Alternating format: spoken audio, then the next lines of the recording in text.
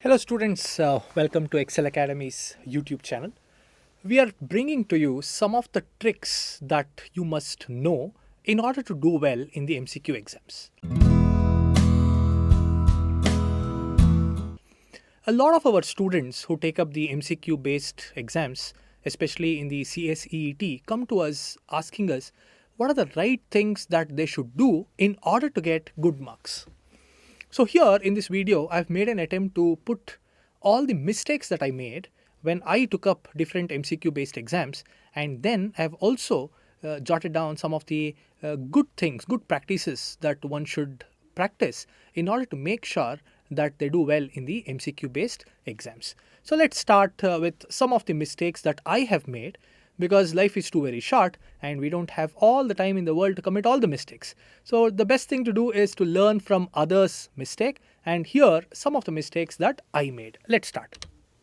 The first one, the lessons that I learned in a very hard way. Bank of Baroda entrance exam test in the year 2008-2009.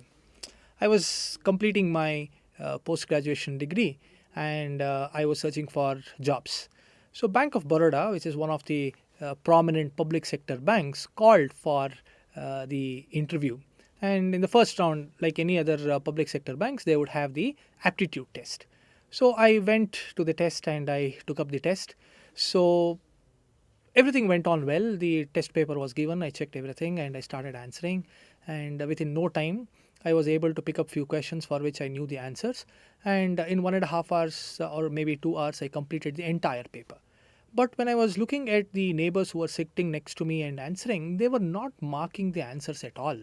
So I was wondering, is it so very difficult for these people to answer these questions?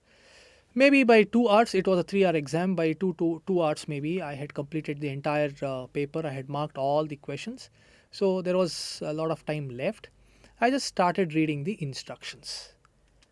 Then it hit me very hard. In the instructions, it was written that the test has negative marking. Without even reading the instructions, I had attempted the entire paper. I had marked everything. I was all set to submit my paper. Later, I realized there is negative marking. So what is the learning that I got? The learning that I got is never ever should I answer any test paper without reading the instructions. I did not even go and check my results because the result was evident even before it was announced, simply because there was negative marking. I have marked all the questions that were there, irrespective of the fact whether I knew the answers or not. So that was gone. So I learned a lesson in a very hard way. Let's see the other learnings that I got. There was another company called Subhiksha. This was again in 2009. This was the time I was hunting for a job. So I went and attended the interview. The test paper was given, and this company was called by our placement cell. They had arranged for the interview. I saw the test paper. I felt I know everything because I had practiced quantitative aptitude for almost 6-7 months. So when I saw, everything appeared very easy for me. Without wasting much time, I kept on answering, and after maybe 1.5 hours, they called out the names of the students who have been selected after the aptitude test. This was again an MCQ based test.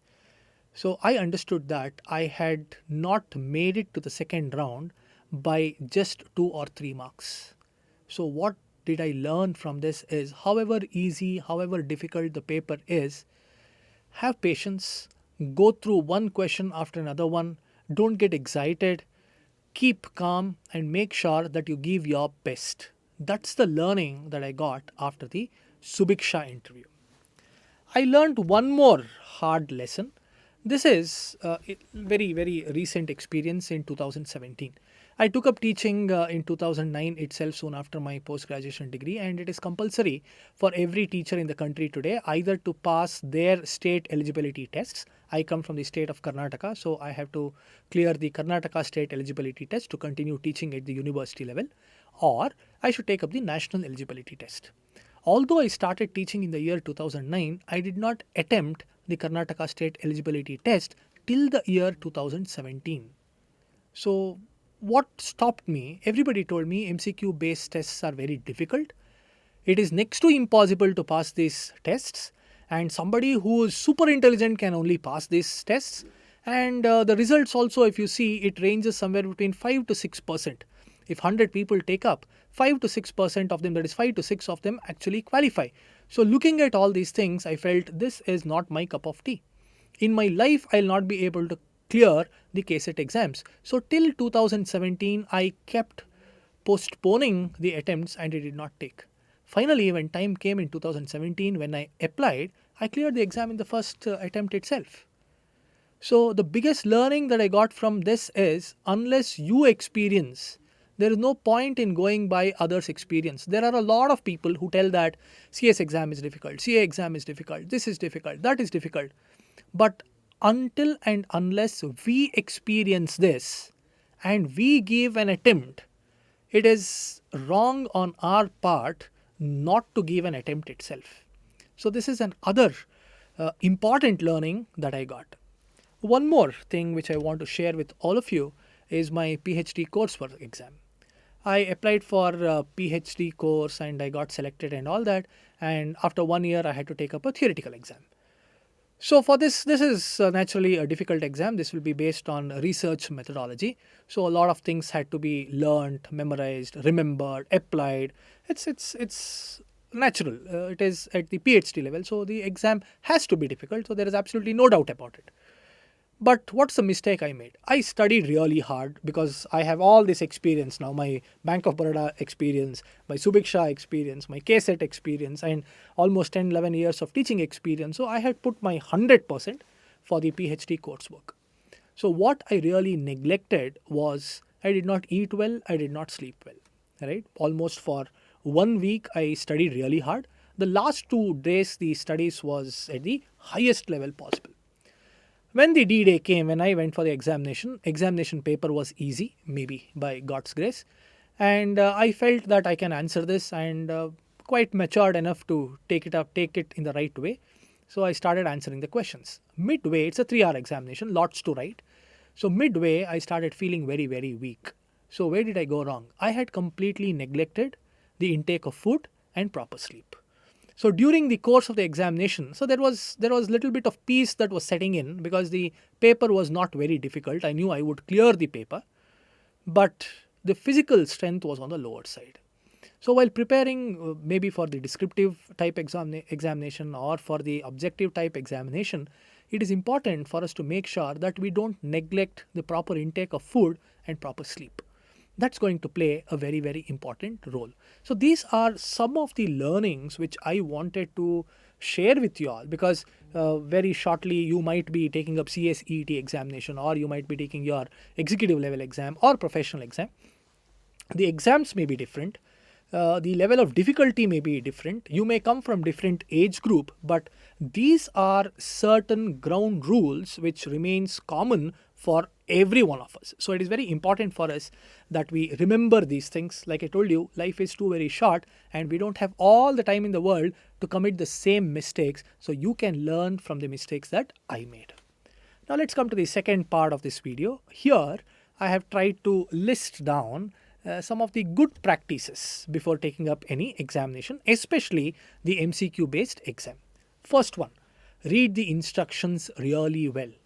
There wouldn't be more than 3 or 4 instructions in any paper that you take, and it would definitely not take a very long time. So please make it a habit to read the instructions clearly, carefully before attempting the questions. Remember my Bank of Baroda examination always. Second one, check the question paper if all the pages are printed. This might not be applicable if you're taking up the online examination, but if it is an offline exam, it is very important for us to make sure that we go through all the pages. In the front page itself, it would be written number of printed pages 20, number of printed pages 30. Are all those sheets there, and have all the questions been printed is something which we have to check. That's the second good practice which we have to incorporate. Third one is answer the questions in an order. Now, what is it that we are supposed to do? It's very important that we answer the questions in an order. Maybe there are different sections, section A, section B, section C. If you start answering section A, try to complete all the questions in section A, then go to section B. Or you may choose to answer section C first. That's absolutely fine. but make sure you follow the order. That's very, very important. It helps us to ensure that we don't leave out or miss out any of the questions. Next good practice is never lose heart if you do not know answers for the first few questions. It happens. We would have gone with some expectation and we would see the question paper. First 3, 4, 5 questions we are not aware at all. That's absolutely fine. There will be different sections, there will be different types of questions, and you may be strong in some area and those questions will definitely be there. So do not lose heart. Go through the questions one after the other. You will get the questions for which you know the answer, which is 100% correct. Then you can start attempting it. Never lose heart if you do not know the answers the first few questions. Next thing is, if there is no negative marking, feel free to answer all questions. Especially CSEET doesn't come with negative marking. So simply don't worry. If there are 100 questions, answer all 100 questions, right? But make sure that you don't leave out anything and just don't be very casual because there is no negative marking. Give your best, but do not leave out any questions. Next thing is, in case if you do not know an answer, skip it, go forward, and you can come back to that same question a little later. See, one thing which we don't realize is we have a very, very strong subconscious mind which keeps working on certain things even when we are engaged in something else. So you find a question, you do not know the answer for it, that's absolutely fine, or you are in a state of dilemma, you do not know which is the right answer, you go to the next question. So when you go to the next question, your brain keeps working on the previous question which you have left, and later you can come back, and when you come back, you will be able to answer it well. So do not worry, skip 1 or 2 questions here and there. Your subconscious mind will definitely help you. Next thing is, keep your finger or pencil under the line that you're reading. It ensures you don't lose any important data and increases the speed. This is something which is very, very real. When I was a student, one of my teachers taught this to me. Always keep your finger below the line which you're reading. One is you don't miss the line, you don't miss the important data, and it increases the speed as well. Especially if you have a longer question to read, comprehension type of a question to read and answer. This can happen in your business communication and maybe in law subjects where you have very lengthy questions. So keep your finger below the line and keep reading, and you can read it quicker and you will not miss out any important points, and you will start registering all these things really well. So it's very important that you make a habit of this. Next one, this is very important, especially for those MCQ questions where the answer is none of the above or all the above, and we generally miss out. So what is it that we should do? From the beginning, make it a habit to read the options from the bottom. Generally, what do? We read the options from A, B, C and D. Instead of that, make it a habit to read the options from D. So D first, C second, B third and A first. If you cultivate this, chances of you losing out, especially on those questions where one of the options would be none of the above or all the above, will reduce. So please bear this in mind. This is a good practice, and this you can start practicing when you are preparing for your examination. Well, so these were some of the practices which I wanted to share with you all, and I also wanted to share the learnings that I got in a very hard way.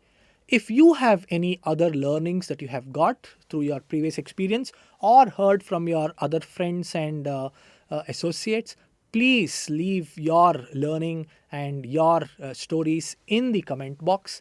We will definitely read, and it will help all of us who are preparing for the MCQ based exams. Thank you for watching the video. If you have liked it, please hit the like button.